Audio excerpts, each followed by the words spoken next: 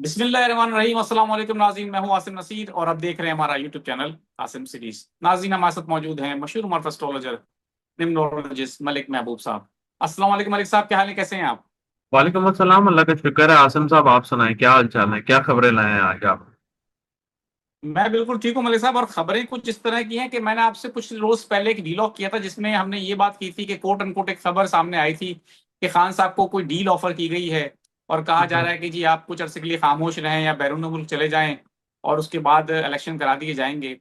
तो अब ये भी कहा जा रहा है कि एक खबर ये भी सामने आई है कि हो सकता है कि इस सेटअप को बजट के बाद शायद लपेट दिया जाए और हो सकता है कि इस साल के ही आखिर में एक नई हुकूमत का क्याम अमल में लाया जाए, या तो कौमी हुकूमत होगी या इलेक्शन कराए जाएंगे। ये अभी कुछ वाज़ेह तौर पे नहीं है, ये सारी कयास आराइयां ही हैं। लेकिन इस तमाम सूरत में आप तो वहां बैठे हैं अमेरिका में, आपको इतना आइडिया, आप कह रहे हैं सियासत को फॉलो नहीं करते, आप सितारों की रोशनी बताएंगे, लेकिन पाकिस्तान में लोग जानते हैं कि तहरीके मुस्लिम लीग नून और पीपल्स पार्टी के दरमियान इख्तलाफात पैदा होते चले जा रहे हैं, जो कि अभी इतने पब्लिकली सामने नहीं आ रहे, लेकिन अंदरूनी तौर पर काफी इख्तलाफात पैदा हो चुके हैं। जो 28वीं तरमीम है उस हवाले से भी इख्तलाफात हैं। तो अब जो है, अगर पीपल्स पार्टी सबसे बड़ी इत्तेहादी है जो कि उनके साथ वफाक में कोई पोजीशन नहीं लेके बैठी लेकिन सपोर्ट कर रही है, अगर वो थोड़ा सा भी अपना सपोर्ट खत्म करती है तो हुकूमत अगले दिन ही गिर जाएगी। तो खान साहब के लिए भी इस तरह की बातें की जा रही हैं कि हो सकता है जब ये हुकूमत का खात्मा करना हो तो खान साहब को बाहर निकाला जाएगा और एक नई हुकूमत, मखलूत हुकूमत इसी तरह बनाई जाएगी, जो कि शायद तहरीक इंसाफ के भी नसीब में आ जाए। क्या समझते हैं आप, आने वाले दिनों में आपको क्या मंजरनामा बनता दिखाई दे रहा है?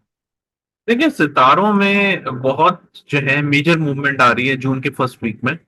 और ये सिर्फ पॉलिटिकल व्यू से नहीं हमने देखना है, ये पूरी दुनिया में हर इंसान के ऊपर इफेक्टिव होगी एक्चुअली। अगर आप यूं बोलें कि ये सिर्फ पॉलिटिक्स में होगी तो ये आप किसी गलत फहमी में हैं। जब कोई भी प्लेनेट अपनी साइन या मूवमेंट चेंज करता है, उसके इफेक्ट हर चीज पर आते हैं। और अब जो मौसम, जैसे मौसम में तब्दीली, ये वो जितना भी कुछ होता है, ये प्लानिटरी ट्रांसिशंस की वजह से आपको देखने को मिलता है। अब जो आने वाले दिन है उसमें पॉलिटिकल टर्मोइल बहुत ज्यादा बढ़ना है। आपको तो खबर आई है, मैंने तो आपको जनवरी से बोल दिया था कि ये साल हुकूमत का आखिरी साल है। आप तो अभी जी, मुझे आपने बता कहा। रहे हैं ना, आप तो मुझे अभी बता रहे हैं कि ये खबरें शुरू हो गई हैं, तो ये बजट के बाद तो डेफिनेटली दमादम मस्त कलंदर होगा हुकूमत के साथ। उसकी वजह यह है कि ये बजट कोई अच्छा आने वाला नहीं है। ये बजट बजट जो है बड़ा बिल्कुल है जी। सरप्राइजिंगली बहुत ज्यादा लोगों को इफेक्ट करने वाला, बहुत ज्यादा इफेक्ट करेगा। ये बात पक्की है। और उसके बाद जो है, जैसे मैंने आपको कहा है कि जो अवाम के घर में जुपिटर का आना है, वो एक तरह से आप उस दिन भी मुझसे पूछ रहे थे कि आप बोल रहे हैं कि अवाम अभी कुछ नहीं मिलेगा और अवाम के घर में भी जुपिटर आ रहा है। बिल्कुल अवाम बिल्कुल बिल्कुल। अवाम को एक, जैसे बोलते हैं ना कि रहनुमाई, या यूं रहनुमाई तो नहीं कहा जा सकता है, कि एक नॉलेज सी मिलनी शुरू हो जाएगी एक बैक एंड पे। उनका शऊर जागेगा कि यार ये क्या हो रहा है हमारे साथ। अवाम एक्चुअली ऐसे नहीं निकलने वाली। अवाम के लिए ये एक ऐसा मौका बनेगा जिसकी वजह से अवाम बाहर आएगी सड़कों पर। इसके अलावा एक बात याद रखिएगा कि मैं बार बार आपको बोल रहा हूँ, कुदरती आफात का एक नया सिलसिला स्टार्ट होने वाला है जून के स्टार्टिंग से ही। बिल्कुल।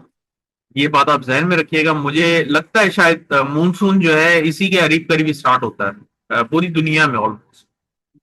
कई जगह पे तो स्टार्ट भी हो चुका है, लेकिन नॉर्मली जून जुलाई में बहुत ज्यादा स्पेल्स आते हैं मानसून के। तो ये जो मानसून के हालात है, बजट है, मतलब ऐसा लग रहा है कि हुकूमत एक ऐसे ट्रैप में आने वाली है कि ये जो तरमीमों की आवाजें निकल रही थी कि 28वीं आ रही है, 29वीं आ रही है, ये तरमीम इनका कुछ भी नहीं बिगाड़ पाएगी।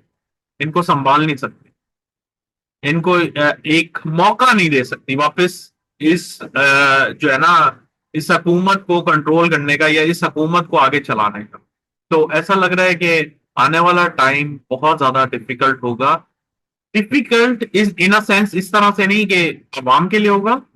अवाम जो है एक्चुअली डिफिकल्टी पैदा करने वाली, सिंपल सीधी सी बात।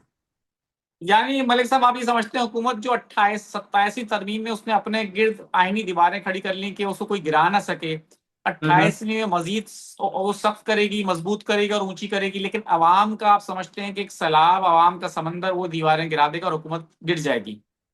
देखिए ये अवाम जो है, अवाम एग्जैक्टली अवाम नहीं होगा, बहुत सारे कॉन्सिक्वेंसेस बन रहे हैं। पॉलिटिकल सिचुएशन ऐसी हो रही है, फिर इसके बाद जैसे मैंने आपको कहा है कि आने वाले दिनों में जो मौसमी तब्दीली है उसकी वजह से जो एक फ्रस्ट्रेशन है कि लोगों के अंदर पानी की कमी है, ये सब की वजह से अवाम डेफिनेटली आएगी सर। शहूर आना, प्रॉब्लम बढ़ जाना है, महंगाई बढ़ जाना, ये सब चीजें एक तरह से पुश करेंगी और वो हुकूमत को डेफिनेटली गिराने के लिए बहुत। मतलब साहब क्या वजह है कि आपको लगता है कि पाकिस्तानी अवाम जो है इस तरह से रिटेलिएट करेगी? क्योंकि जो जितना मैं देख रहा हूं और यहाँ पर हमारे आने आसपास लोग भी देख रहे हैं, मेरे बल्कि कमेंट सेक्शन में बताएंगे भी, यहाँ पर खित्ते में सबसे महंगा पेट्रोल बेचा जा रहा है, सबसे महंगी अगर बात की जाए, अशिया खुर्दोनोश की कीमतें जो हैं वो बहुत ज्यादा हैं। पेट्रोल इतना महंगा, जंग के बाद जहाँ जिस जगह जंग हुई है वहां नहीं हुआ, पाकिस्तान में उतना महंगा कर दिया गया। मैं कोट अनकोट एक खबर पढ़ रहा था इकोनॉमिस्ट में कि जी पाकिस्तान के ये जंग के बाद तकरीबन 41% जो है वो प्राइस इंक्रीज हुई थी और पाकिस्तान ने 61% कर दी इंक्रीज। यानी कि अगर पूरा पूरा भी शिफ्ट करते अवाम पे उसका असर, तब भी 41% बनता है, लेकिन यहाँ पे 61% कर दिया गया। तो उसके बावजूद भी यहाँ पर कतार कतार लाइनें लगती हैं, लोग आके पेट्रोल भरवाने की कोशिश करते हैं, लेकिन अवाम के खिलाफ, लेकिन हुकूमत के खिलाफ कोई आवाज नहीं उठती। आपको लगता है अभी आवाज उठेगी? अब मुझे ऐसा और लग क्यों रहा है कि लगता आपको है? ये, अब मुझे लग रहा है कि आपको जो है ना अभी यकीन नहीं आ रहा, और मैं समझ सकता हूँ नहीं आप नहीं, सही बिल्कुल बोल नहीं आ रहे रहा। हैं। मैं समझ सकता हूँ, मैं समझ गया हूँ आपकी बात, लेकिन सिद्धू बात पे मैं केस हो आप रही है सर, ये कौन? असल में बात ऐसी है, असल में बात ऐसी है कि जब भी कोई साइन के अंदर जुपिटर जैसा मेजर प्लैनेट आता है ना, मैंने आपको एग्जांपल के तौर पे समझाया भी कि जुपिटर और सैटर्न बड़े हैवी प्लैनेट है। हैवी से मुराद ये इनके असरात बहुत ज्यादा स्ट्रांग होते हैं। ये जब भी किसी साइंस के करीब करीब भी आते हैं ना, तो वहां थरथराहट और सरसराहट शुरू हो जाती है। तो ऐसा नहीं हो थरथराहट और सकता। थरथराहट। हाँ जी। तो ऐसा नहीं बिल्कुल हो सही सकता। है। तो ऐसा नहीं हाँ, हो इस कौम सकता। में सनसनाहट और थरथराहट पैदा हो सकती है, बिल्कुल सही कह रहा है, अब मैं समझ गया। आप समझ रहे हैं? वो जो एक पुश बिल्कुल ठीक मिलने है। वाला है, वो जो एक पुश मिलने वाला है, बिल्कुल ठीक है। वो मुझे उम्मीद है कि मिलेगा। वो आपको उम्मीद है लेकिन कि शायद मिल जाएगा, चलें। मुझे उम्मीद है क्योंकि जुपिटर फोर्थ चलें हाउस से और जैसे ही ट्रांजिट करेगा तो ये डेफिनेटली आएगा। और हमारी ये दुआ है मलिक साहब के किसी भी तरह से ये कौम जागे, क्योंकि बहुत बुरा हाल है और इस कौम को जागना पड़ेगा। और जब तक कौम नहीं जागेगी तब्दीली नहीं आएगी। चलें, सही मैं बात है। कुछ चंद लोगों के सवाल दे देता हूँ, आपकी मसरूफियत की वजह से मैं जी सवाल थोड़े कम लूंगा मलिक साहब। जी। आसिम साहब, मेरे बेटे की तारीख पैदाइश 24/9/1990 है। नाम हसन उमैर है। शादी और कारोबार में रुकावटें आ रही हैं, प्लीज ये जायचा देखना पड़ेगा। उसके बारे में कुछ बताइए। 24/9/1990। मैं फिर भी देख लेता हूँ, लेकिन शादी के लिए तो डेफिनेटली जायचा देखना पड़ेगा।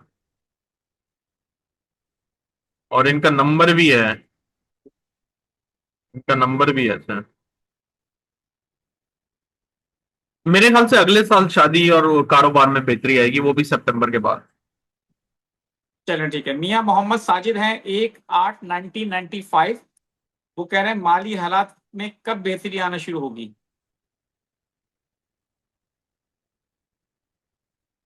ये साल अच्छा है इनका, अगस्त के बाद इंशाल्लाह बहुत इंप्रूवमेंट आएगी। बिल्कुल ठीक है। एक सवाल और ले लेता हूँ। मेरी बेटी का नाम कुंशा है, डेट ऑफ बर्थ 16/1/2002 है। और उसकी शादी कब होगी? लव मैरिज या अरेंज मैरिज?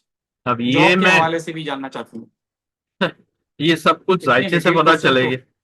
लेकिन ये साल इनके लिए अच्छा होना चाहिए। ये जनवरी से इनका टाइम अच्छा चल रहा चलें, है। ओके। बिल्कुल ठीक है मलिक साहब, बहुत बहुत शुक्रिया हमें वक्त देने के लिए। नाज़रीन, यहाँ हमारे वीलॉग का वक्त खत्म हुआ। मुझे और मलिक महबूब साहब को दें इजाजत। आखिर में हमारा वही पैगाम है, मुस्कुराएं, प्यार बांटें और अपने आसपास के लोगों का ख्याल रखें। अल्लाह हाफिज।